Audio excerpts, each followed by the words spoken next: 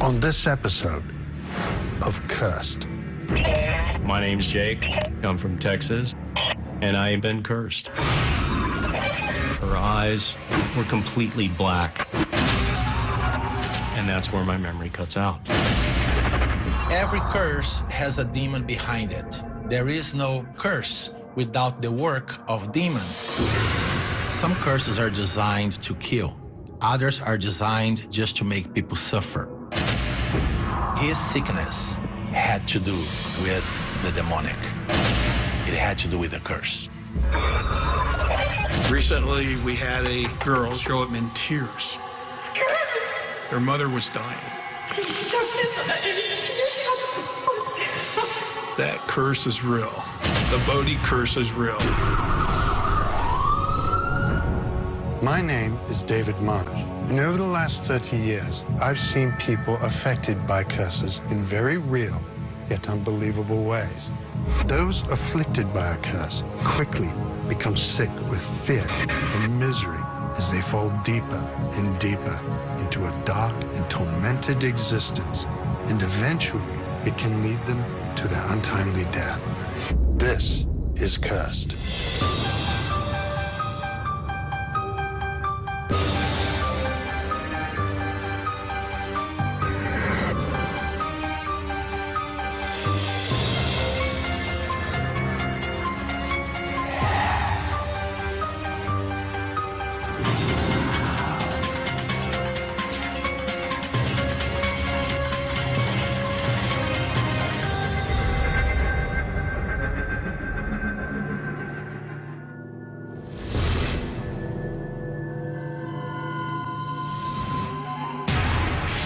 Removing objects from forbidden or sacred places has caused countless numbers of people to become cursed. Many people, when they travel, they buy souvenirs, and they don't know what they're buying, and they bring those things into their homes, and that can bring a curse upon their lives. For some, the attraction to these objects and the lure of owning a piece of history is enough to counteract their sense of right and wrong. This lapse in judgment causes catastrophic effects on the host and can lead them down a path of pain and misery, and ultimately, it could lead to their demise.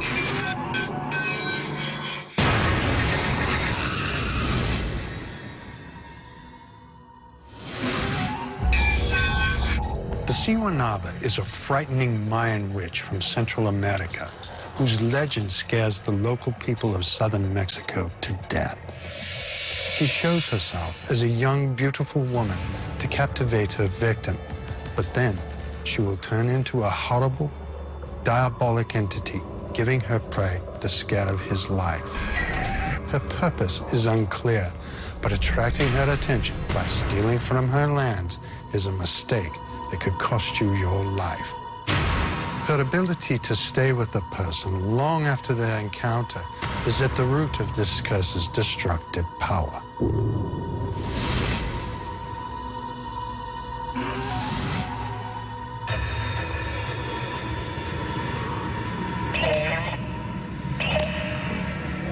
My name's Jake. I'm from Texas, and I've been cursed. I'm missing some of myself. I'm not as whole as I once was. And that's part of the frustration, and definitely part of the anger I carry around.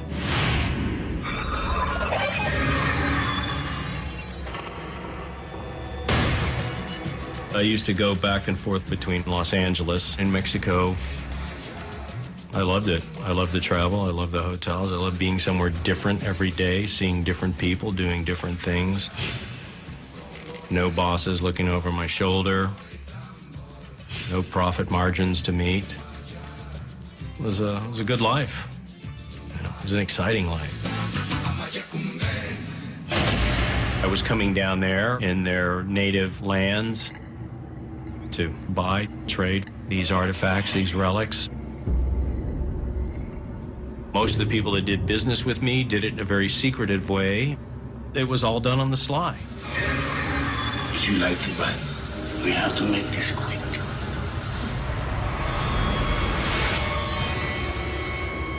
I don't think they wanted people knowing what they were doing. I don't think we wanted the Mexican government knowing what they're doing. I sure as hell didn't want the American government knowing what I was doing. They were more than happy to sell it to me. I was infusing money into their village. Pleasure doing business with you.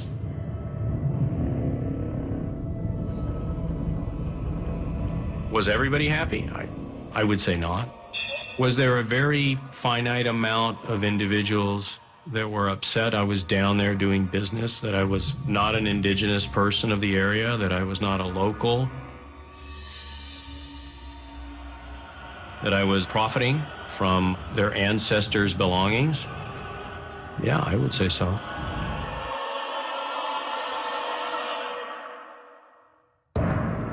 You escape a lot of attention, but for some reason I must have not escaped particular attention. I drew the attention of this one girl. Whatever it was, one morning I came to a very small restaurant in Oaxaca. I used to go there every morning, just to have my coffee, kind of wake up and get ready to pursue my day. There was 3 or 4 people total that worked in this place, and it was a very small little restaurant. And I came down there one morning. I sat down, pulled out my books, ordered a coffee, and I started working like I usually do.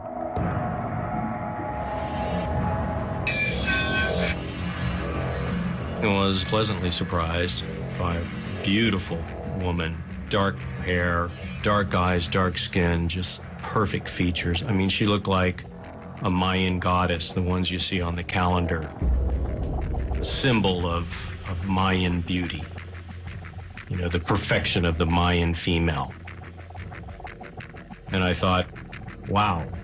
I mean, that was pretty much my whole reaction, you know. Before the conquest of Latin America, before the Spanish got here, there were many stories, many legends that started then. Siwanava is a woman that was cursed. So every full moon, the Siwanava will appear to a man, and she would appear to be beautiful, seductive. The man will be struck by her. She came up alongside me and said, "Is that a book on the Mayans?" I said, "Yeah." And she goes, "Oh, well, my ancestors are Mayans." And I could see that on her face. She had the features. It just made her more beautiful, that indigenous perfection. What struck me as strange was she was being friendly. I'd been down in Mexico. I'd never met an indigenous woman who would be friendly, who would act in an extrovertish manner, interact with you on a casual basis. They always lowered their eyes. They'd answer a question and then lower their eyes. This girl was anything but. She was smiling, she made eye contact, very friendly, very outgoing. And I thought, wow, really exceptional. So beautiful, so young, and so social. She actually suggested we meet later at her place, which I found, again, incredibly exceptional. You have a gorgeous, beautiful indigenous woman ask you to meet her at her place later that evening. Yeah, that was exceptional and exciting.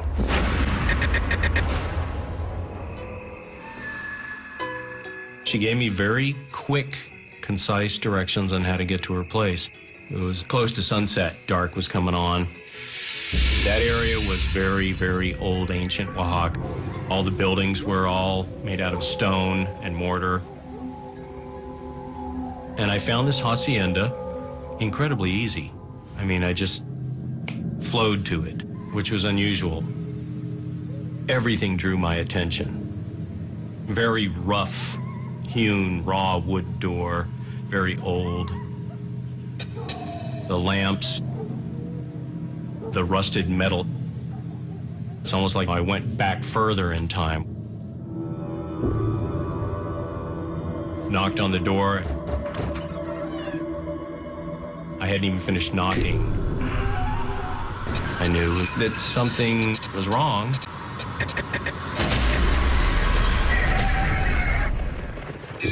Coming up, Siwanava could turn any man into a lunatic, a madman. She was drawing a glyph on me, and that's where I just blanked out. and later, Some curses are designed to make people suffer.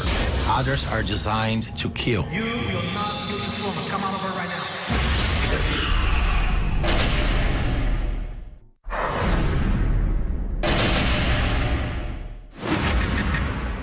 the Siwanaba is a woman who was cursed. And according to Mayan legend, she has existed for over 400 years. Her attractiveness and beauty would pull men in towards her. Those who encountered her had no idea what she had in store for them. I walked into the room and kind of stood there dumbfounded. I remember her asking me in, and I remember just almost gliding into the room. Her hair was down, just looked gorgeous. The way she would operate is she would wait for her prey. And when the man saw the beautiful body, he would be attracted to her.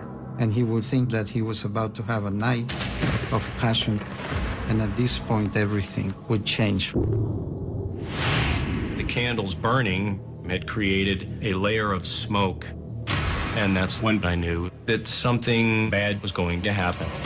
He would see her eyes become sunken and dark, and she would attack her prey. Her eyes, when I first looked at her, were completely black, and I was freaked out. I remember her coming up close to me.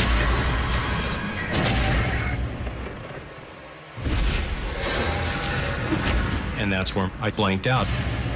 And then the next thing he would see is her fingers around his waist, which traditionally for the Toltecs is the area where our personal power is stored.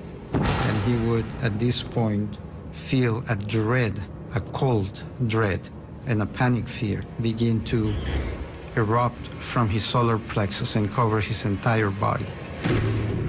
Siwanava could turn any man into a lunatic, a madman. I would kind of wake up. I would see her drawing glyphs. Glyphs are Mayan symbols, alphabets, forms that they used to communicate with. And she was drawing with black ink a glyph on me. That's where my memory cuts out. It's just gone.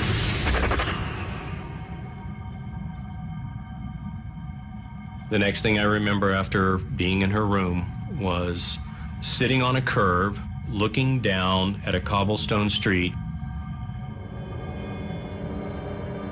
And I was being pushed from behind. And it was one of the local city Oaxacan policemen, and he was pushing me with his foot on my back. And he told me, hey, you gotta move on. Vámonos, come on, let's go. Hey, let's go. We gotta go. I was in a fog, not a drug or alcohol fog. I was just in this, what? Yeah, I'm sorry, but what? What pulled me back to where I was right then, right there, was the fact that he was a policeman. I was in a foreign country, and I was a foreigner. I got up, and I was thinking to myself, I'm tired, and I'm kind of confused. But all I could think about was just finding this girl, finding out what happened. I went looking for her, went down to the restaurant. I said, hey, where's the girl that was working here yesterday? Guy looked at me like I was crazy. We don't have a girl working here. I was like, okay, the young girl from Guatemala? And he goes, no, there's no girl here. There is no girl working here. I was clearly confused. I had a firm grasp on where I was, what I was doing, what had happened, and what was going on right at the moment. And I was freaking confused. And strangely enough, the more I understood what was happening, the less I could accept it. It was just a mystery. I could not figure out what was going on. The next day, I felt pain in my chest and in the head. I felt weak.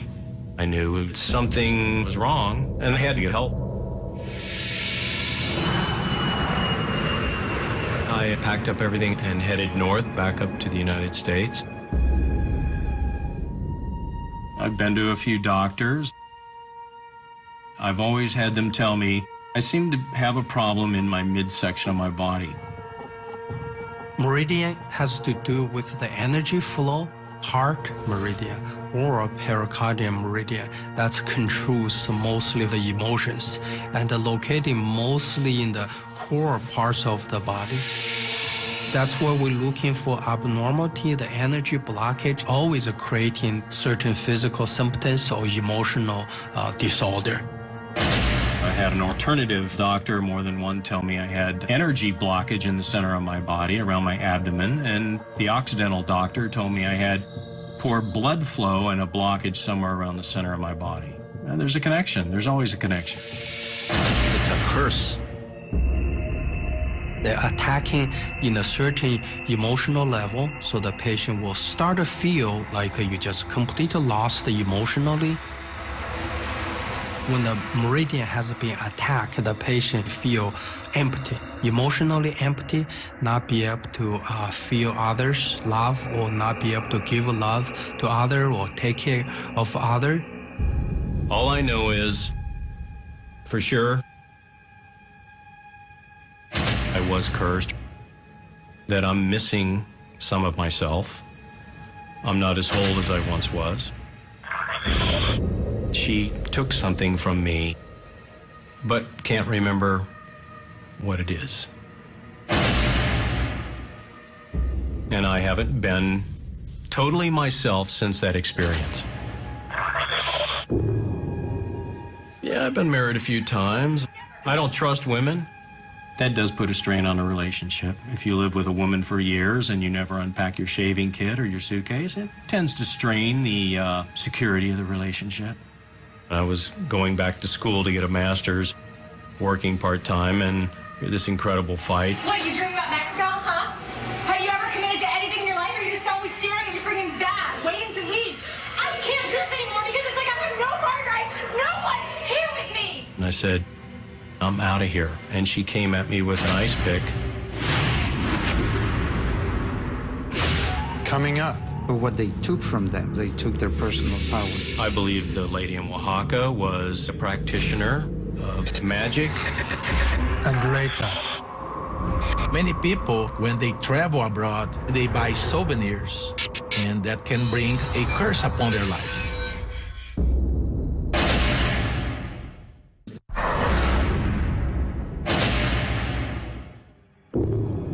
I don't trust women. That does put a strain on a relationship. If you live with a woman for years and you never unpack your shaving kit or your suitcase, it tends to strain the security of the relationship. I can't do this anymore because it's like I have no partner, no one here with me. Hello, can you look at me? I'm right here. It's like you're never even here with me. What, are you dreaming about Mexico, huh? Have you ever committed to anything in your life, or are you just always staring at your freaking bag, waiting to leave? This incredible fight, and I said, I'm out of here. And she came at me with an ice pick and went to stab my chest. I put up my hand, and the pick went through my hand and came out the other side. Siwanawa could turn any man into a lunatic. The man will be struck by her through the solar plexus. But what they took from them is they took their personal power too, because they have the power of the moon with them. I believe the lady in Oaxaca was a practitioner of magic. I upset or angered unknown individuals that I was coming down there, trespassing in their native lands, trading for, buying these artifacts, these relics. They might have been very unhappy about that. The lady in Oaxaca, she threw a curse on me. She cast a spell over me. And I haven't been totally myself since that experience. close to 30 years. I've lived with, am I cursed? Have I been put under a spell? Was I changed, inexorably changed forever? Can I be changed back or changed beyond? Answers that I don't have. The Siwanaba could be just a legend or tale told to keep visitors to foreign lands wary of their surroundings. Or she could be a woman existing outside our world who has a clear mission to stop trespassers from stealing from her land. The Siwanaba is not the only curse that deals directly with punishing those who would take things from places where they shouldn't.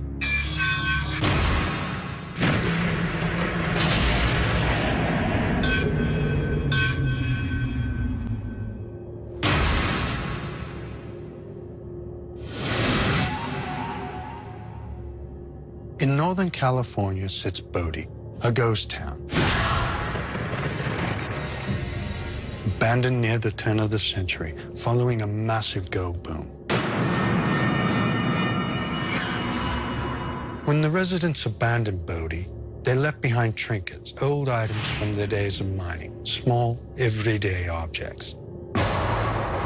But they also left something else behind, something darker, something sinister.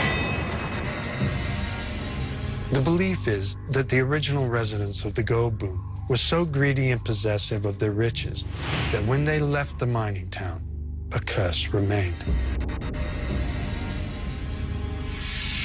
The Bodie curse is inflicted upon those who steal objects from Bodie during their visits. Those individuals find themselves the victims of mysterious car accidents, deadly illness, and even death. Bodie attracts many visitors simply because it's a step back in time.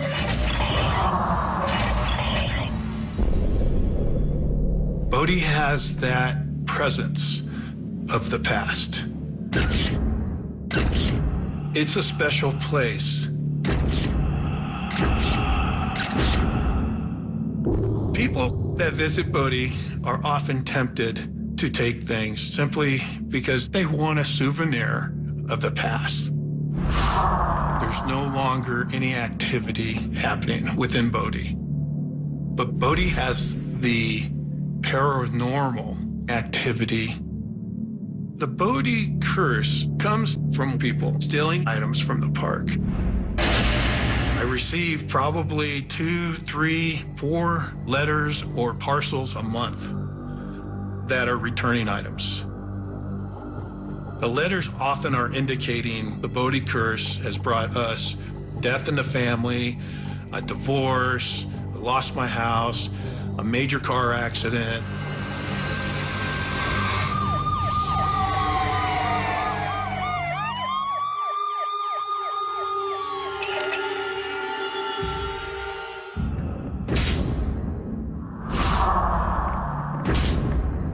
To whom it may concern, I fear that if the bottles don't get back to exactly where I stole them, that this curse will continue to ruin my life, even more than it already has.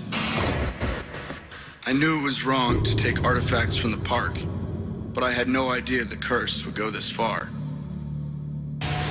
My life has gone to ruin since I took 2 small bottles from an old barn. Several days after I took the bottles, I was hit by a car while crossing the street. And somehow there was no one else on the entire street to report the hit and run.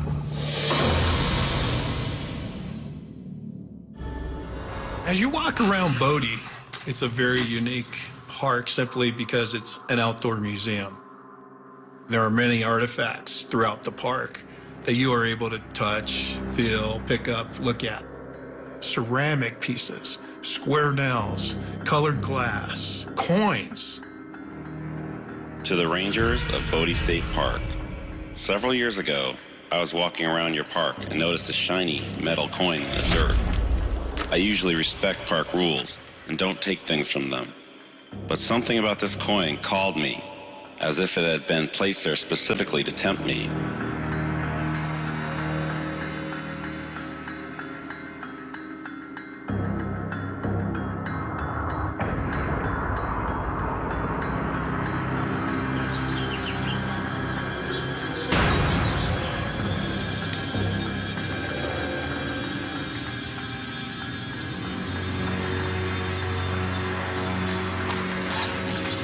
took the coin.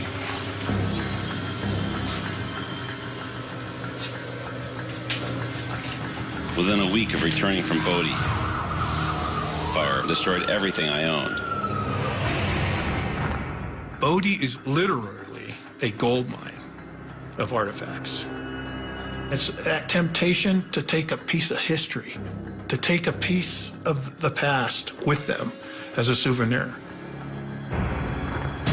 Dear Bodhi Ranger, I'm sending you back a necklace that has ruined my life. My friend and I were walking around Bodhi when I noticed a piece of turquoise in the dirt. Is it turquoise? We can make a necklace out of it. Let's take it. You can take it. I'll just take it. Let's go. Let's keep walking. Later that week, we were driving together. I was wearing the necklace, and we got into a horrible car accident. I got away with a few broken bones, but my friend is still in a coma. Hopefully, by returning it, my friend may have a chance.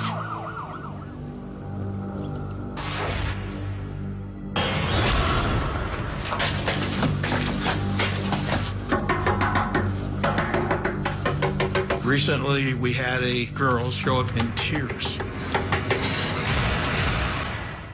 Coming up. She took this. She knew she wasn't supposed to. Her mother was dying. Please take it back. And later. When he described the kind of torment he was going through, I knew that he was dealing with a severe demonic oppression with a severe curse.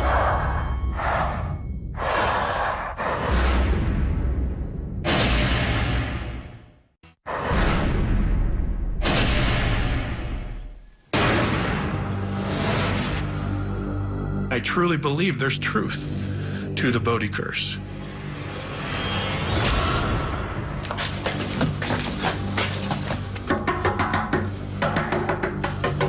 Recently, we had a girl show up in tears. Can I help you, young lady? My mom came. Whoa, calm down. It's cursed. Her mother was dying. She took this. She knew she wasn't supposed to.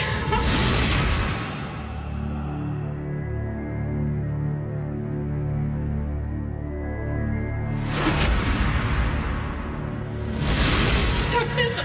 She knew she wasn't supposed to. She's at the hospital. I don't think she's gonna make it, please. Her mother had instructed specifically to return these items to Bodhi. Please.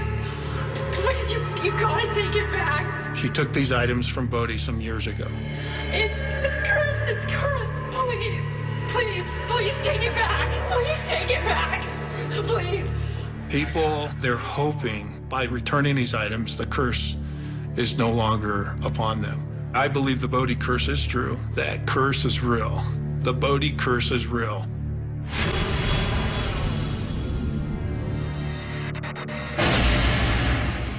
Those who have stolen from Bodhi and encountered its curse had the good sense to return what they've taken, as the countless letters show. But has this curse stopped following them? Only time will tell.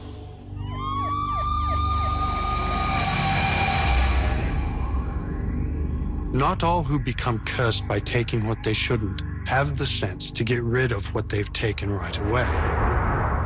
For some, the attachment to what they've taken is so strong that even near death itself isn't enough convincing that their curse is real and must be dealt with.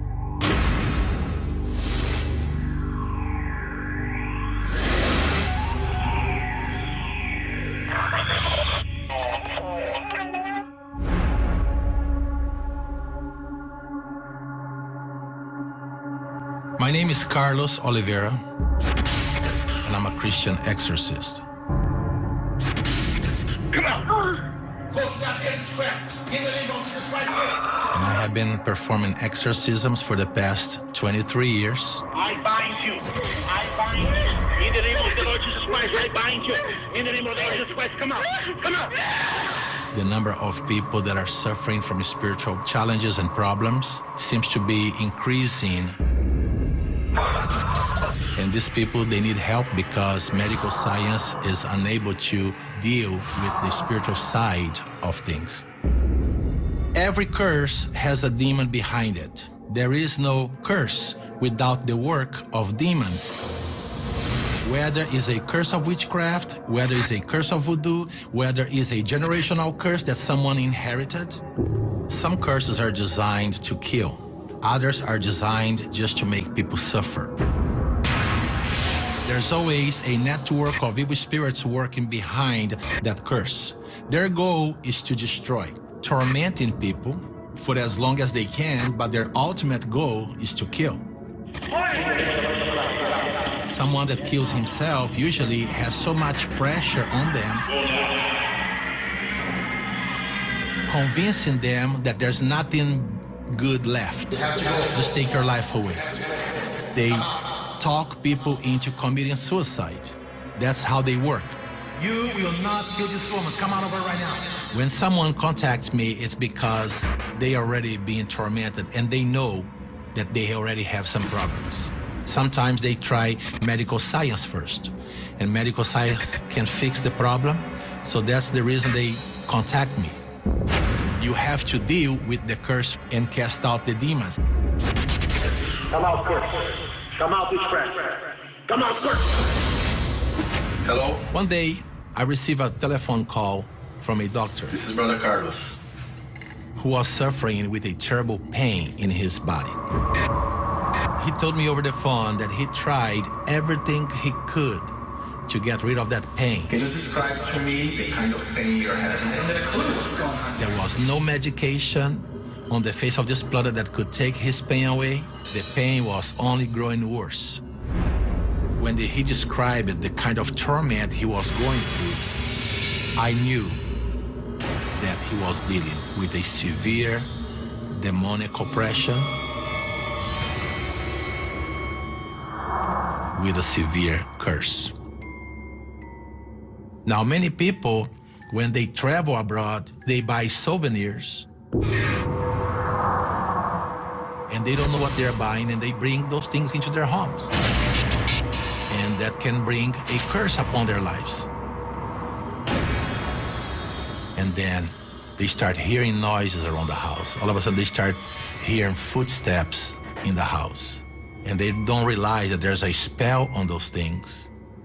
Just by buying certain items out there, they're simply bringing curse to their homes. And they're going to be tormented. The doctor told me that the pain was getting worse day by day. The excruciating part of it was in his stomach area. He even came to the point that he couldn't eat solid food anymore because his stomach was not digesting. A physician that came to the point to seek help from an exorcist is because everything he tried, all his resources were already exhausted. The pain was so excruciating that he even thought about killing himself.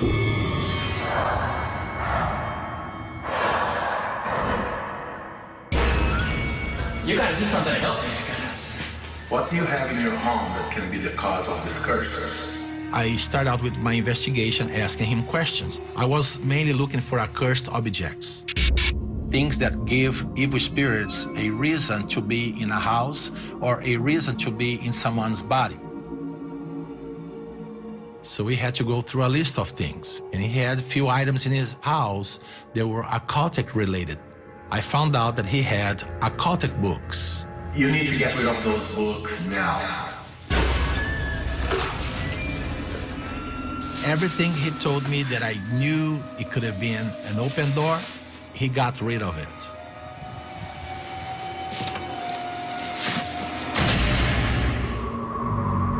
There's no curse without an open door.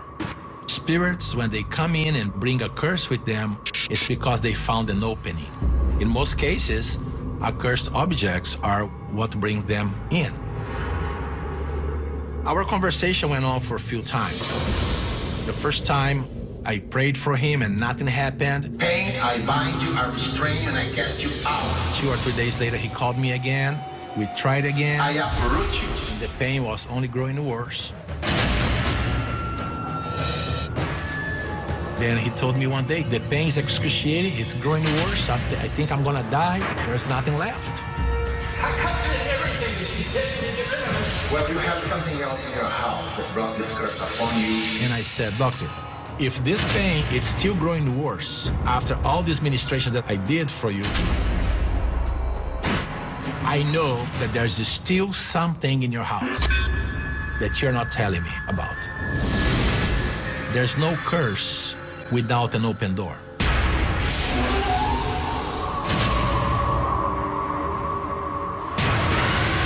Coming up. That is what is causing this curse. And you brought this curse from Egypt. I said, you either keep it and die, or you get rid of it and live. He said, I'm not gonna get rid of this.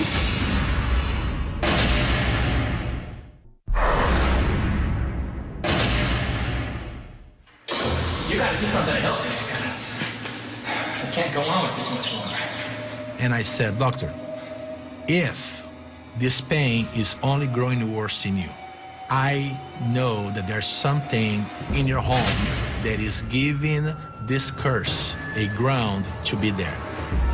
I cut everything that you said to get rid of it. It doesn't work. Well, you have something else in your house that brought this curse upon you. If this pain is still growing worse after all these ministrations that I did for you, I know that there's still something in your house that you're not telling me about. There's an open door.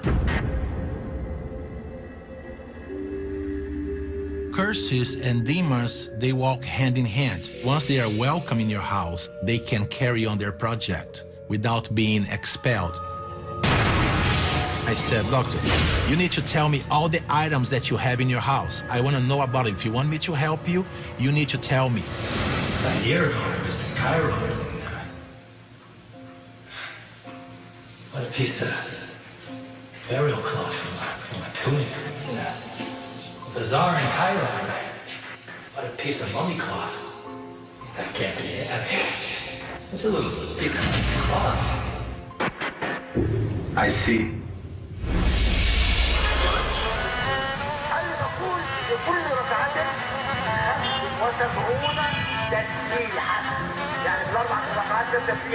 He said, just a little over a year ago, I went on vacation to Egypt, and I saw this piece of rug. And I found it interesting, and I bought it. He said, this rug was a special rug that was lying with a mummy in one of those pyramids. It was a blessed rug. They cut pieces of that rug and they sold it to the public. And I ended up buying a piece of rug for $2,500.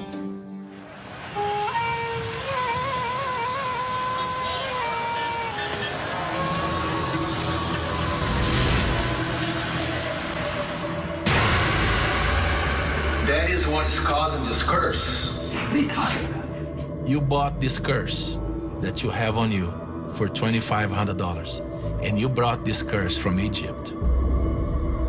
That piece of rug, that's it. That is what brought this curse upon you. He said, I'm not gonna get rid of this. Why not? Well, it cost me $2,500. I said, you either keep it and die, or you get rid of it and live. He said, I'm not gonna get rid of this. I'm not gonna get rid of this.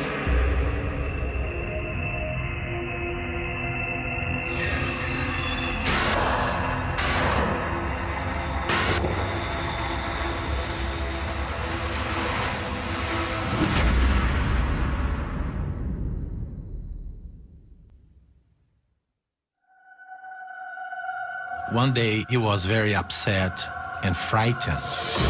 He reported to me that he saw a shadow walking by him, and he knew that he was dealing with a heavy demonic presence in his house. He was heavily under an oppression and a stress because of the situation. The shadows that he was seeing around the house and the footsteps and all the other paranormal activities that were taking place in his house had to do with that piece of rug that he brought from Egypt. So a day or two later, he called me back. Are you ready to get rid of this curse now?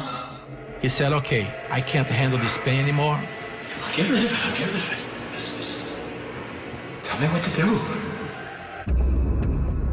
Get this thing out of your house as soon as possible. I want you to burn it.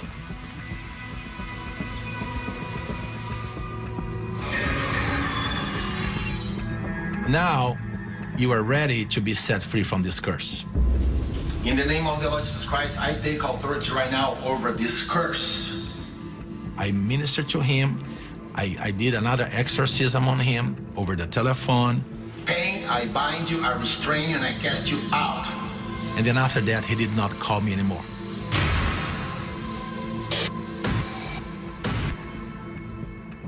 Not too long after my last ministration to him, I received a telephone call from the doctor's friend. He told me that the doctor passed away.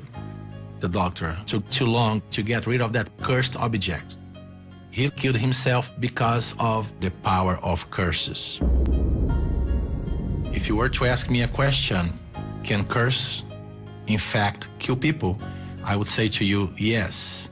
People die as a result of curses. The curses associated with removing objects are all strong and devastating to the curse's host. But what is it that causes these curses to be so effective? One thing is for certain. For the victims, their lives will never be the same. For better or worse, they will take their curse with them everywhere, and eventually to the grave.